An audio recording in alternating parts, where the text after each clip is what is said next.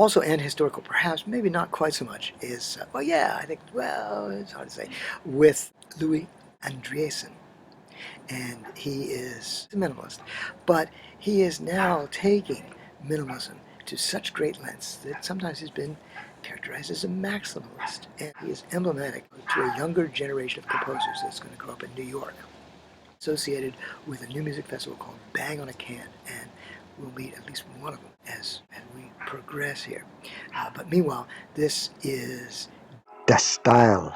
It references the modernist artist Piet Mondrian. And it features once again Andriessen's house band, which is very saxophone, jazz band oriented. But when you hear those vocals come in, you know you are somewhere else.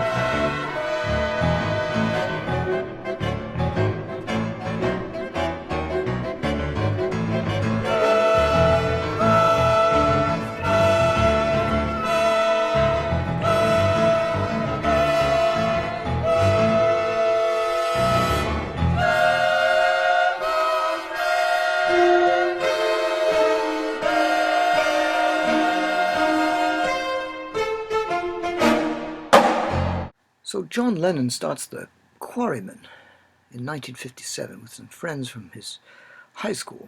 He meets Paul McCartney that year. They hit it off. Next year, Paul brings in his mate, George Harrison. And initially, John thinks he's a bit shy of years for the group, but eventually George makes his way in. They feature him as lead guitarist. By 1959, the original members of the Quarrymen, the high school mates of John, have all left, so they're really a trio. They all play guitar, which is a bit of a problem. They don't even have a bassist, so they bring in Stuart Sutcliffe. About that time, they changed their names to the Beatles.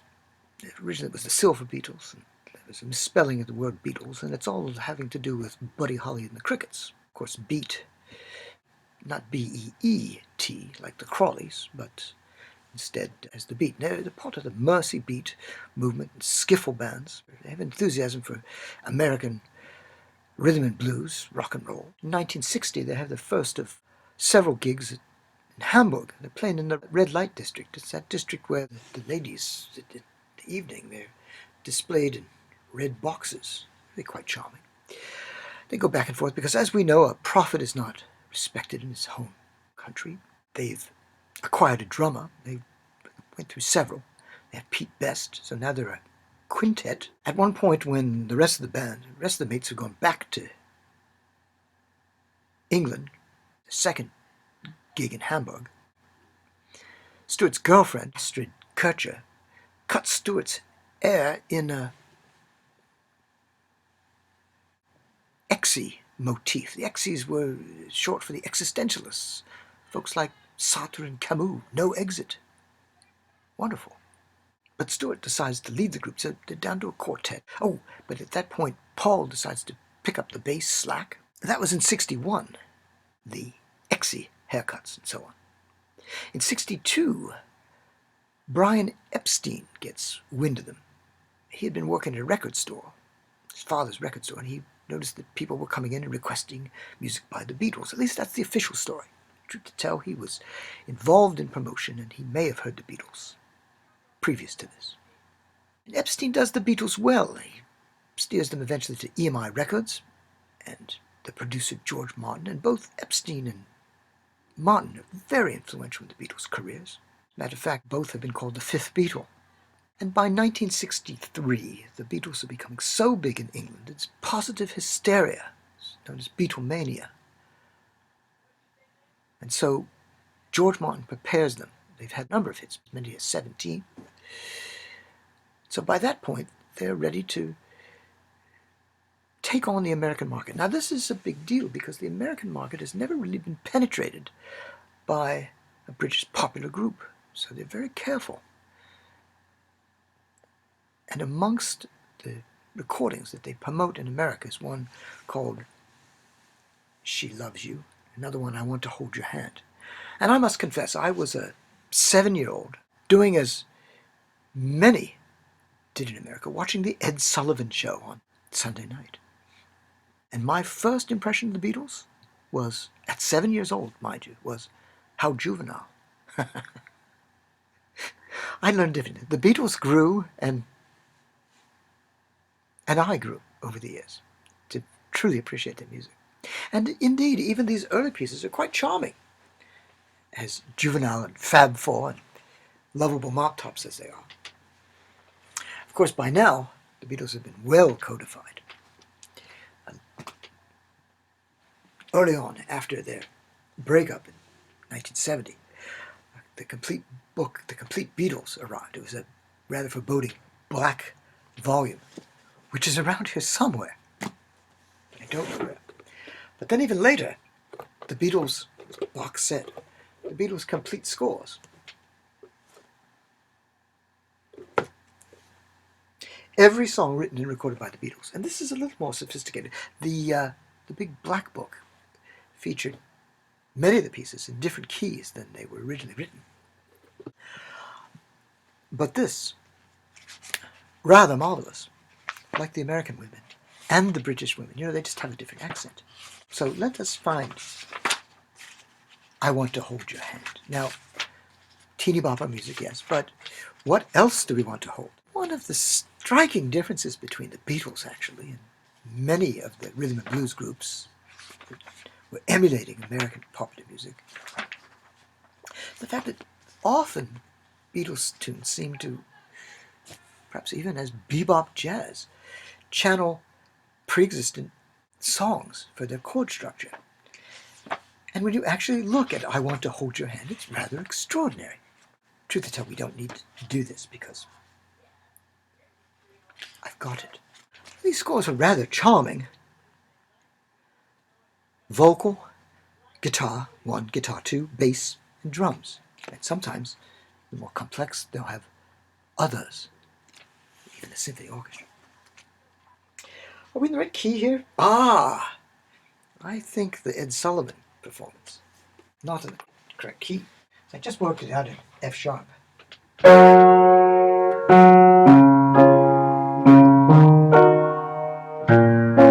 Right, and you have La, so, fa, mi so, fa, mi, re, mi, ti.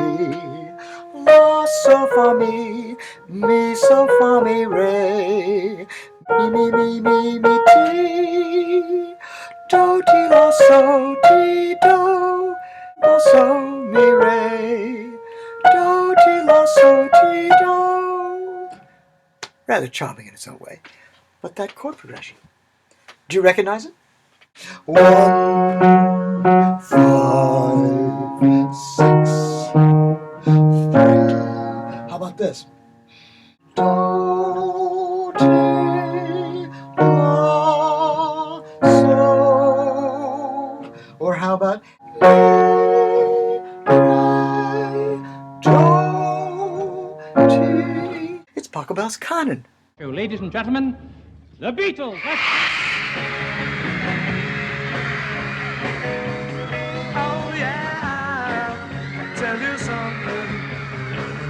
I think you'll understand when I say that something.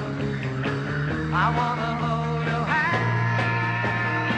I wanna hold your hand. Of course, you may have noticed that by the time the Beatles were on Ed Sullivan, there's no Pete Best. Indeed, he was bounced by the group at George Martin's behest. Back in 1962, they brought in Ringo Starr. And even Ringo was perceived not that terribly competent as a drummer. In fact, George Martin replaced him in the earliest recordings and had Ringo consigned to playing tambourine. There's also a decision to have all four of the Beatles sing, even given Ringo's limited range. And America, in many ways, was ready for the Beatles. 1964. And John Kennedy had just been assassinated in the November before. They appear on the Ed Sullivan Show in February 1964. John Kennedy having been assassinated in November 1963. And in some ways, it was like America reborn. Morning in America once more. The Beatles wind up going through three artistic periods.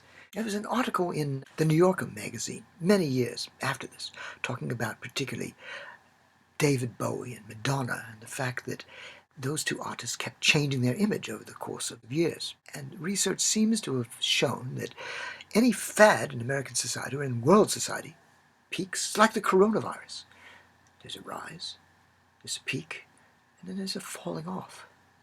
And will we be back in school by the time this video is put online? One never knows. We'll take our cue from Gavin Newsom. We've had other composers with three stylistic periods. If you recall, Johann Sebastian Bach, Ludwig van Beethoven, Igor Stravinsky, and others. And the Beatles are like that too. Jazz, three major periods.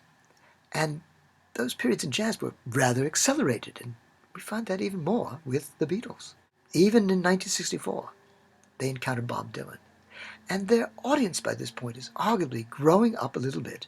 And what they find is, rather than teeny boppers, they're now in college. And Dylan's coffee house, introspective folk music, where the Beatles are growing up.